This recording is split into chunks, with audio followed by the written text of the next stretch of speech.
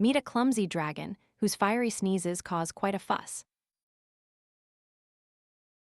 His sneezes cause trouble, making the village laugh and worry alike. A clever girl befriends the dragon, ready to teach him control. With practice and patience, the dragon learns to manage his sneezes well.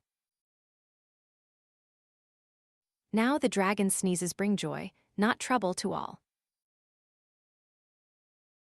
Self-control and friends, help can turn troubles into strengths.